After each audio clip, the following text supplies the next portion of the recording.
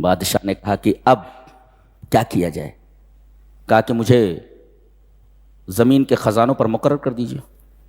اس کا مطلب یہ ہے کہ آدمی عہدہ مانگ سکتا ہے اگر یہ دیکھے کہ اس کے علاوہ اس عہدے کو بخیر و خوبی سنبھالنے کے لیے کوئی اور نہیں ہے، ورنہ عہدہ مانگنے والے کے بارے میں کہا گیا جو عہدہ مانگے اسے عہدہ مت دو۔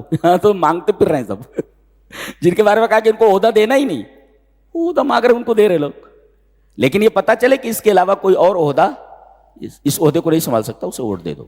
جی انہوں نے دلیل بھی دی، حفیظ علیم، 7 سال نظام آب پاشی کو کیسے درست کرنا ہے، کھیتیوں کی اصلاح کیسے کرنی ہے، پیداوار کو کس طرح بڑھانا ہے، وغیرہ وغیرہ ساری چیزوں کا مجھے علم ہے، انی حفیظ علیم، اور باقاعدہ انٹرویو ہے یہ۔ اس کا مطلب صرف علم کافی نہیں ہے، علم کی بدولت پر، ڈگری کی بدولت پر عہدہ نہ دیا جائے، بلکہ انٹرویو لیا جائے، پہلے اس کو دیکھا جائے، انٹرویو بھی ضروری۔ فلما کلمہ، جب اسے بات کی یعنی انٹرویو لیا ان کا، تو فلما کلمہ قال انک اليوم لدینا مکین امین قال اجعل لی علی خزائن الارض انی حفیظ علیم۔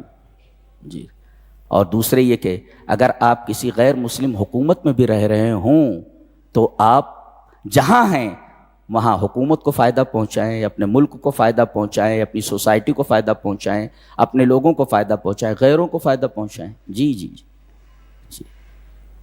اور دوسرا نقطہ یہ معلوم ہوا کہ غیر مسلم حکومت میں عہدہ لیا جا سکتا ہے، کسی پوسٹ کو قبول کیا جا سکتا ہے، قبول کر سکتے ہیں۔ جی، اس قحط کا اثر وہاں تک بھی پہنچا، ان کے گاؤں تک۔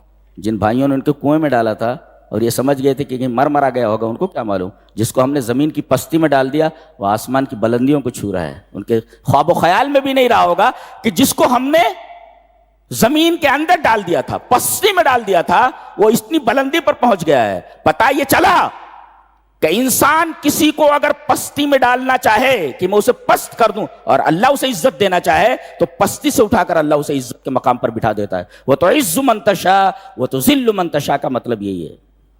دس از دا میننگ آف وہ تو عز من تشاء وہ تو ذل من تشاء، یہ مطلب ہے اس کا۔ آدمی کسی کو عزت نہیں دیتا، آدمی کسی کو ذلیل نہیں کرتا۔ جی، وہ تو عز من تشاء وہ تو ذل من تشاء۔ انہوں نے سوچا تھا ہم نے تو مار دیا، سوچا تھا کہ ہم نے اس کو پستی میں ڈال دیا، اللہ تعالیٰ نے انہیں بلندی پر پہنچا دیا۔ فقیر ہیں، اس کے در پہ آ رہے ہیں، پہنچا دیا ان کے در پہ۔ دیکھتے ہی حضرت یوسف علیہ السلام پہچان گئے، 10 اونٹ ہیں ان کے پاس اور 10 اونٹ غلہ لے جانا ہے۔ ہاں، لیکن انہوں نے نہیں پہچانا، وہ بڑے ہو گئے تھے نا، اور سوچ بھی نہیں سکتے تھے کہ اگر کچھ سمجھ میں بھی آیا ہوگا تو اتنا بڑا پوسٹ کیسے مل سکتا ہے، بادشاہ کیسے ہو سکتا ہے مصر کا یہ، اور خود انہوں نے ریسیو کیا ان کو۔ کہا کہ گھر میں اور کوئی ہے؟ پوچھنا ہی ہے۔ بولے ایک چھوٹا بھائی ہے۔ کہا کہ آئندہ نا اس کو لے کر کے آنا، ورنہ کچھ نہیں ملے گا۔ اس کو دیکھنا چاہتے تھے اپنے بھائی کو، کیا حال ہے اس کا۔ اچھا، اور جب یہ جانے لگے تو چپکے سے جو انہوں نے قیمت دی تھی وہ قیمت ان کے رحل میں سامان میں ڈال دیا، اور جب وہاں پہنچے جب کھولا تو دیکھا کہ تو پیسہ بھی واپس کر دیا اس نے۔ کہتے کتنا اچھا ہے، غلہ بھی دے دیا، 10 اونٹ لدے ہوئے غلے دے دیے اور پیسہ واپس کر دیا۔ ایک نقطہ ملا کہ اگر آپ کسی کے ساتھ احسان کرنا چاہتے ہیں تو فوٹو مت کھنچواؤ اس کے ساتھ، اسے ذلیل مت کرو۔ احسان کا مطلب یہ ہے کہ اس کو پیچھے سے دے دیا جائے، اسے ذلیل نہ کیا جائے فوٹو لے کر کے۔ آج آدمی 2-4 ہزار بانٹتا ہے تو کیمرہ مین پہلے سے کھڑے رہتے ہیں، یہ بتایا گیا ہے۔ اتنا بڑا احسان کیا انہوں نے، 10 اونٹ دے دیے، پیسہ بھی واپس کر دیا، اور بتایا بھی نہیں ہم نے تمہارا پیسہ واپس کر دیا ہے، نہیں تو کہتے ہم نے فری میں دے دیا غلہ، یہ پیسہ لو۔ لا لا لا، پیسہ اسی میں ڈال دیا انہوں نے۔ احسان کرو تو کسی کو پتہ نہ چلے، یہ ایک اللہ اکبر، ایک پیغمبرانہ صفت ہے، پیغمبرانہ صفت۔ احسان کرنے کے بعد احسان کا پتہ نہ چلنے دینا، یہ پیغمبرانہ وصف ہے، یہ پیغمبرانہ وصف ہے۔ اللہ، نقطہ یہ معلوم ہوا۔ اب جب دوبارہ آئے تو بنیامین کو اس میں ڈال دیا، انہوں نے پیالہ ہی ڈال دیا۔ اس کے بعد پیچھے سے لوگوں کو لگایا، ارے بولے پیالہ کدھر گیا؟ حضرت یوسف کو معلوم ہے پیالہ بنیامین کو اس میں ڈال دیا گیا ہے۔ دوسری مرتبہ جب آئے آواز لگائی انہوں نے، ٹھہرو، کہاں جا رہے ہو؟ قال ثم اذن مؤذن ایتها العیر انکم لسارقون، اے اونٹ کے قافلے والو رکو، تم لوگ چور ہو، یو آر تھیوز، چیپ، مڑے بولے ماذا تفقدون، کیا کھو گیا بھائی؟ قالوا نفقد سواع الملک، بادشاہ کا وہ پیالہ گم ہو گیا۔ اب اس کے بعد انہوں نے بتا دیا تھا حضرت یوسف علیہ السلام نے، پہلے بنیامین کا جو اونٹ ہے، سامان ہے، وہ اس کی تلاشی مت لینا، پہلے دوسرے بھائیوں کی تلاشی لینا، پہلے ان کی تلاشی لینے کے بعد بنیامین کا جو اونٹ پر جو سامان تھا اس کو کھولا گیا تو اس کے اندر پیالہ، او بولے یہ ہے۔ اب یہ بھائی جو ہے، بھائیوں کو دیکھو، ایک بھائی کو بچاتا ہے۔ اس وقت یہ کیا بولے؟ قالوا ان یسرق، صاحب اس نے اگر چوری کی ہے تو کوئی نئی بات نہیں ہے، فقد سرق اخ له من قبل، اس کا ایک بڑا بھائی تھا جس کا نام یوسف تھا، وہ بھی بہت بڑا چور تھا۔ کیا ظلم ہے یہ، دیکھیں اب بھی وہی حالت ہے ان کی، اب بھی رسی جل گئی مگر بل نہیں گیا ابھی ان کا۔ قالوا ان یسرق، اگر اس نے چوری کی ہے، فقد سرق اخ له من قبل، اس کا ایک بھائی تھا یوسف، وہ بھی بہت بڑا چور تھا بولے۔ حضرت یوسف علیہ السلام نے سنا اس کو، فاسرها یوسف فی نفسه ولم یبدها لهم، اسے ظاہر نہیں ہونے دیا، نہیں تو وہیں پکڑوا کر کے بری طرح مارتے تھے ان کو۔ کھائے گا چور رے، کون کس نے چوری کی تھی؟ تم لوگوں نے میرے ساتھ ایسا کیا، تم مجھے چور کہہ رہے ہو؟ کون سی چوری کی ہے میں نے؟ کچھ نہیں کہا، فلم ولم یبدها لهم، اسے ظاہر نہیں کیا انہوں نے۔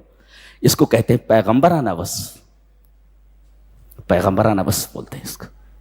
زندگی کے کتنے نشے و فراز ہیں، لیکن ایک آدمی مکمل کامیاب ہوتا جا رہا ہے، مکمل کامیاب ہوتا جا رہا ہے۔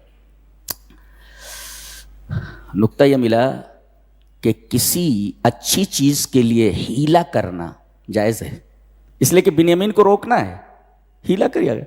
کسی حلال چیز کو حرام کرنا اور حرام چیز کو حلال کرنے کے لیے ہیلا اختیار کرنا یہ صحیح نہیں ہے، جیسا کہ اصحاب سبت نے کیا تھا۔ ان کے نالوں سے ہو کر کے مچھلیاں ان کے گڈھوں میں آ جاتی تھی، راستہ بند کر دیتے تھے اور اتوار کے دن پکڑتے تھے۔ یہ ایک حرام چیز کو حلال کرنے کا ایک ہیلا تھا، یہ ہیلا حرام ہے۔ لیکن کسی اچھی چیز کے لیے جھوٹ تو سب سے بڑا گناہ ہے نا، جھوٹ بھی بولا جا سکتا ہے کسی اچھی چیز کے لیے۔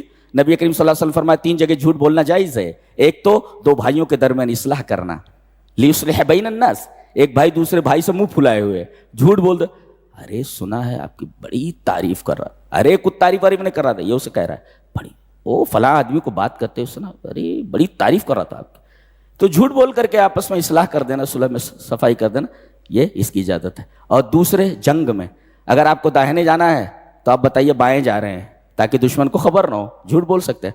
اور تیسرے محترمہ ہیں، جی تفصیل کی ضرورت نہیں، ہاں ہوشیار باش۔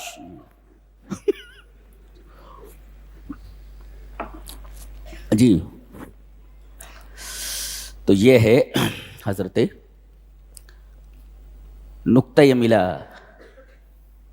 کہ ایک وقت ایسا آتا ہے کہ بچھڑے مل جاتے ہیں، جی پست بلند ہو جاتا ہے، بیمار اچھا ہو جاتا ہے۔ ان کے والد روتے روتے آنکھیں کھو بیٹھے تھے، قمیص بھیجی تو آنکھیں واپس آ گئی۔